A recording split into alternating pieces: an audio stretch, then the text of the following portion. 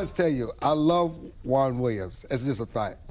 All three of his kids are my godchildren, for full disclosure.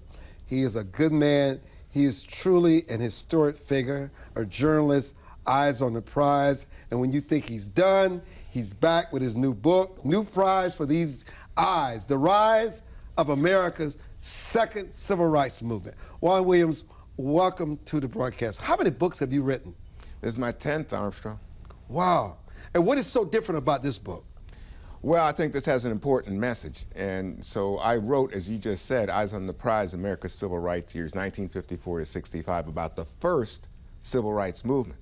This book delivers the important point that we are now in the midst of a second civil rights movement that has impact rivaling the first. We all remember the first and Dr. King and the March on Washington, 1963, 250,000 people. But I think people are slow to think, wait a minute, Black Lives Matter and the marches there, not only were there one march, there was thousands of marches with millions of people, and it wasn't just in the United States, it was global, and it goes on 24/7, Armstrong. You think about all the tweets, the images, the messages that go viral, the memes regarding Black Lives Matter and the lived experience of minorities in America and what it means in terms of the policies as we go forward. As we sit here about to inaugurate a new president, Donald J. Trump, what kind of policies, what's the impact there? What's the impact in terms of arguments about college admission or hiring with regard to race? You always hear arguments about identity politics. Well, what about that? How does that factor in to cultural representation? I mean, is it legitimate to talk about race? So all of these things are going on, and yet people somehow think, oh, well, there was a civil rights movement way back when. That was Dr. King. You know, that was A. Philip Randolph. But they don't come forward in time and say, well, this is a different movement. It's quite distinct. We don't have that kind of leadership. In fact, the leadership now, they move away from hierarchy. They move away from that, and they say they really are about the lived experience, and they say, you know what, you look at bad schools, bad neighborhoods, high incarceration rates in there, they're looking for a movement that delivers for them. So this is a second movement, Armstrong. You know, I'm fascinated by what you're saying, because we can talk about the progress, and there certainly has been much progress. But when you look at the rise in crime in inner city and urban America, when you look at the drugs, you look at the out-of-wedlock births, if you look at the lack of fathers in the household and the broken homes, I mean, it seems to me that the civil rights movement need to evolve to go to the heart of where these problems lie. And it's not because they're black. It's because no matter what you may say about this new civil rights movement, some would say that many blacks are worse off today than they were ever in our history. They don't see the progress. They'll lead progress, members of Congress, progress, CEOs, progress, but if you look at the overall black plight, it has gotten worse. How has that movement delivered for them? This is an important question, and in a way, it's the heart of the book. And I'll tell you why. Really, the starting point, I think, for the second civil rights movement is Barack Obama's speech in 2004, the Democratic Convention. And he starts talking about how we're not a black America, white America, Hispanic, Asian. No, we're one America. And one America has to work together. And a lot of people were inspired. They saw this as a new way forward in terms of race relations. This wasn't a black politician talking about grievance about slavery, segregation, disadvantage. No, he's talking about working together to create a new horizon in terms of American race relations, a new story. And then, of course, he becomes president. People are like, wow, in my lifetime, a black president. This is amazing. In a way, it's the fruit of the first civil rights movement that passed a Voting Rights Act in '65 and said, if we can have black politicians in power, we can change lives in black America, and we can not only enforce but enliven the idea of equal opportunity. And so now here's Armstrong Williams saying to me, but you know, I see a lot of trouble still in black America. Fast forward, and you see Donald J. Trump, remember, he was saying, you know what? What the hell do you have to lose? Look at all the troubles that still exist in black America. And he's saying, let's have a different way forward. And in this past election in 2024, you saw about a quarter of black men vote for Trump and away from the Obama-Harris kind of Biden vision. Now, but were they voting for Trump, or were they voting against the policies of Biden-Harris for the last 4 years? No, I don't think that. I think that what you said was true. That when they look at their lives, when they look at high incarceration rates, continued trouble with police violence and all the rest, when they look at the bad schools, and you said violence, you mean they look at that and they say, well, has this vision of a post-racial America delivered for me? Right. Has it made my life better? And they say, well, I don't see it, so I want to try something else. And I think a lot of them also were attracted to, you know, big money, women, the gold and all that. What gold and big You know, women? Trump's signs and Trump's image. You're making them very shallow. I'm just telling you the image. I believe people have much more substance than that. Well, I think people were voting for their way of life. No, I think that they want, I think there are a lot of young men who really, it's kind of like, you know, hip-hop old gangster. I mean, they see Trump as old gangster style, and they say, like, I don't see the Democrats delivering. Let's try something else.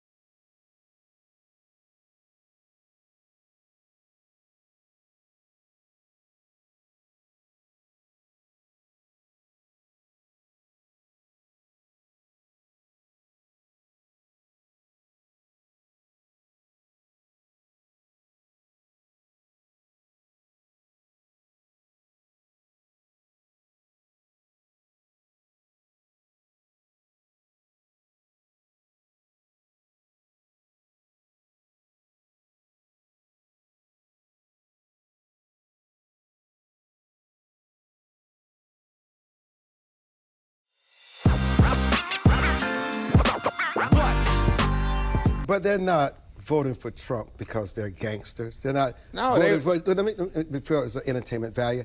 They're placing their hope in something that they never thought they would, to give it a chance. But because they can say they tried everything else and it has not worked. Well, let's try something else. You and I aren't disagreeing. The only difference in my view is we've seen Trump before. We had 4 years of Trump before, and we saw what happened. He was reelected. No, he lost in 2020. But he was reelected. Reelected this time. But why was he reelected this time? Why? The question is why he lost. And because it's an indictment of the Biden-Harris policies that he felt did not work for them. No, yes, it's I think an indictment of establishment and status quo and people who are searching out something else. But also, I think people who are attracted to what is essentially like the chaos, the stardom, and as I was saying, the gold and the women. So you're saying they're not concerned about the border, they're not concerned about inflation, they're not concerned about the foreign policies, they're not concerned about the economics of their life and where they can afford to give their children something better than what they had? Of course they're concerned about something to give their children and themselves something better than what they have. I think the other stuff, I don't think this is really about the border or about foreign policy. You don't think so? So, you know, the title of your book is intriguing. What does the new prize represent in the context of today's struggle for equality?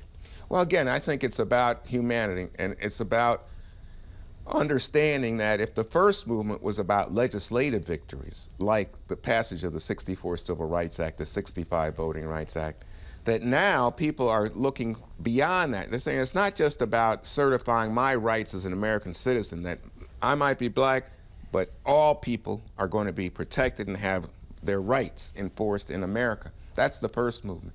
Second movement now is saying, wait a minute, what about this policeman kneeling on George Floyd's neck? That's my lived experience, that police can be brutal. I want that to stop. What about sending my children to this school? I want my child to go to a good school that gives that child an opportunity to succeed in America.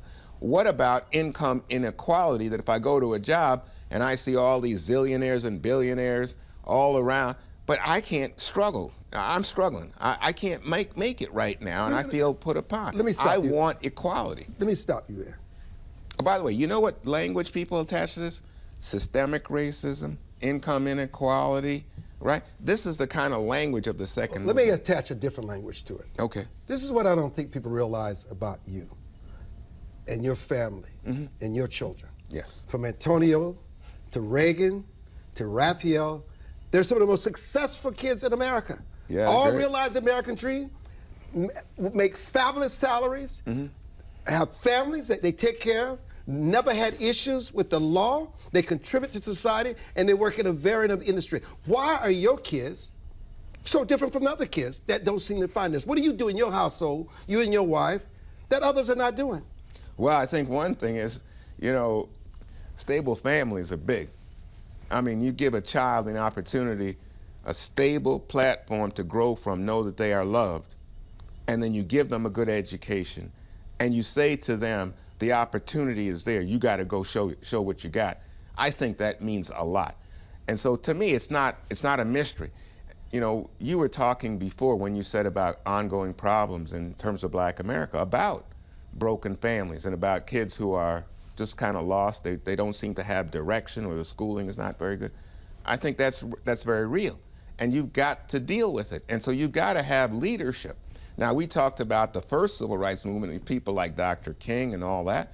But you come to the second civil rights movement and you come to Black Lives Matter, and you don't see that kind of clear, identifiable leadership. They have women who started Black Lives Matter after Trayvon Martin was killed, but they've kind of gone away, and there's been all kinds of questions about financial problems, accountability.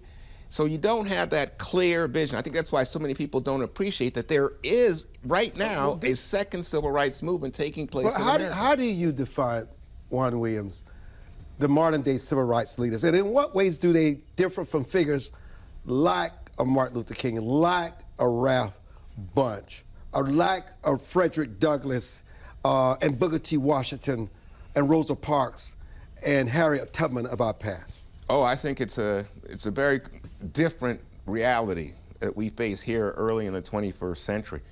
For example, when you talk about people like, you know, I mean, there's so many heroes to me, male and female, in terms of the civil rights movement. And you look back on them and they're clearly saying, I want my rights. I want my constitutional rights. Harriet Tubman is fighting to end slavery. I mean, you go forward, Frederick Douglass fighting to end slavery, to achieve equality, Dr. King to have that equality under Constitution enforced. That's why you get a Civil Rights Act. That's very clear. Here at the start of the 21st century, it's a different world. Oh my goodness. Nobody can say that you and I don't have rights as Americans. That's locked in. But what they can say is there's an ongoing sense of disadvantage to being black in America. Well, you know, it's so obvious to me if you look everything from income inequality, educational attainment, but then go forward in terms of opportunity and look at, well, you know, unemployment, look at who runs America and all that, and you say, this is a country that's in the midst of such tremendous demographic changes. You know, we were talking before about the first movement versus what I argue in this book is a second movement. One of the biggest changes, Armstrong, is that black folks are no longer the biggest minority in America. It's Latinos. And who's the fastest growing minority? It's Asians. And why does that matter? Because that changes the conversation. It's suddenly we're having a conversation in which you have to understand it's not just what black and white people are saying about each other and thinking about in terms of their history going all the way back to slavery, coming forward to ending segregation, Dr. King in the first movement. Now you're talking about people, some of whom really don't even know that history.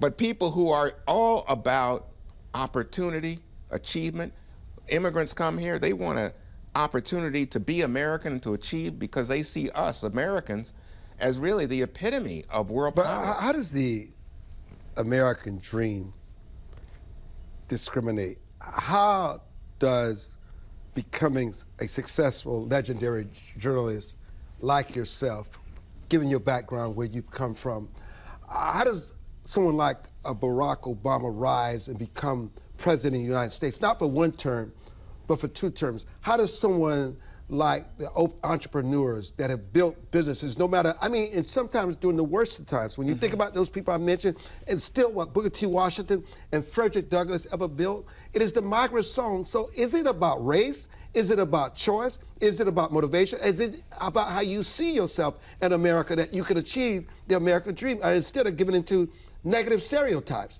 that people perpetrate on you?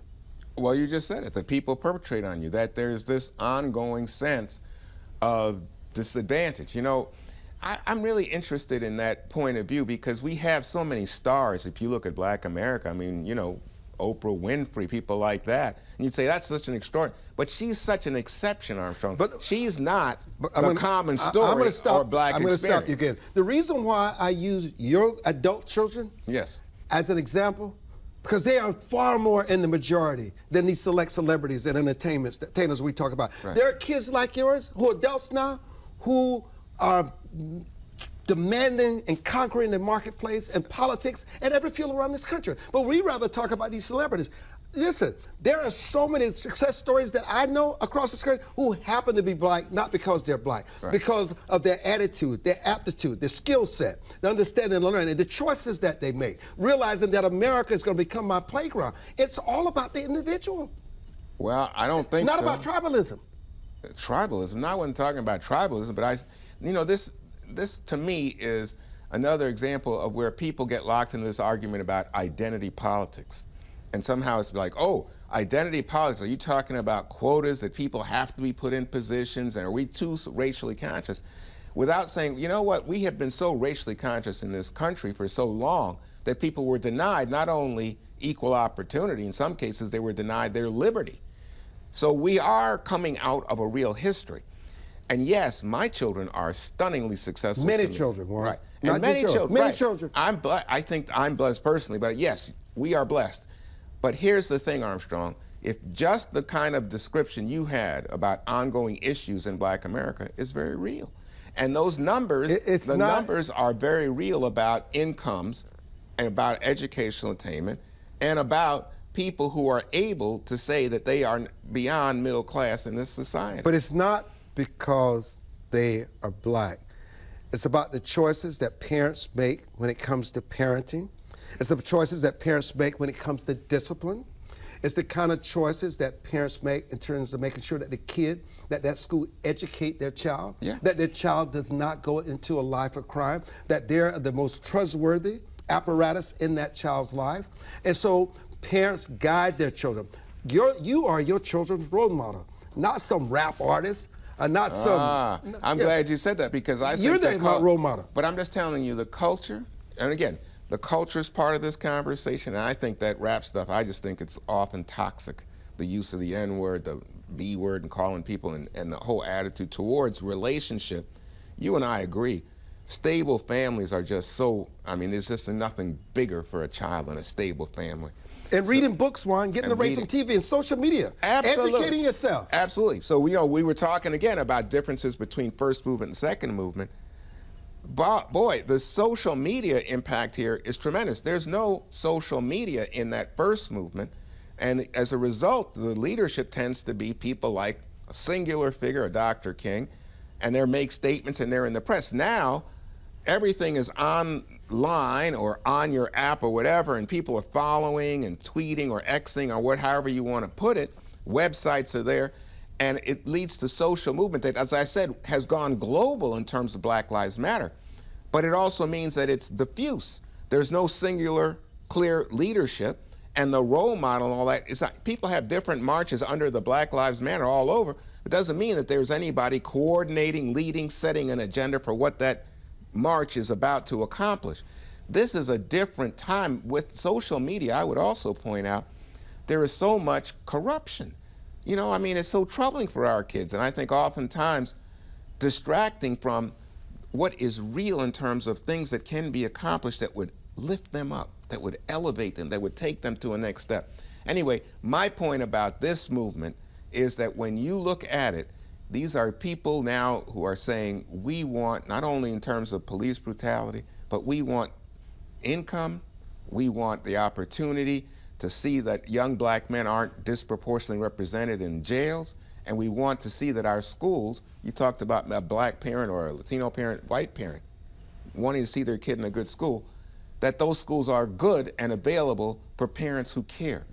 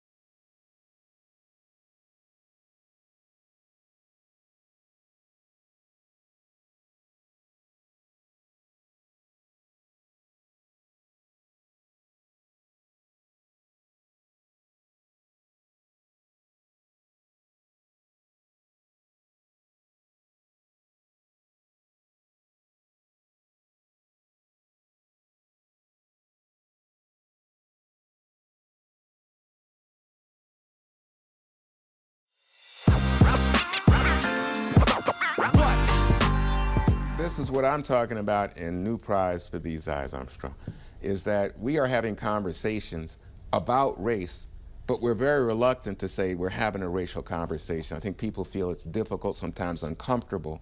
And part of that, as I said to you, is about things like, admissions, hiring, but also about politics and how we deal with politics. Remember, Obama, to my mind, introduced, and in the book I make the case, introduced this idea of a post-racial America. But then he said he was not a post-racial president. He was the president of all Americans, without regard to race, ethnicity, and the like. But then you come forward and you see the kind of reaction to Obama, and a lot of it is race-based and racial. And then you get the birther movement. Why do you say it's race-based? Because I think it's pretty clear that a lot of, right now as we sit here, 80+% of the vote for Donald J. Trump was from whites, and 60+% of the vote for Harris was from whites, but overwhelmingly 80% of the black vote. So are you now making a judgment of why white people voted for Trump and then vote for Harris? I'm trying to understand what your What do you mean? point. Are you saying race was involved in their vote, or was it policies of the past? No, I think race. I think part of Trump's appeal. I mean, I went to the Republican convention. I think you were there. You can see the kind of image and the kind of play on grievance and even the arguments that have come from so many online. About replacement theory, Jews. We will not be replaced by Jews. The belief that somehow blacks are more likely to get opportunities than whites, that whites are the ones who are more discriminating.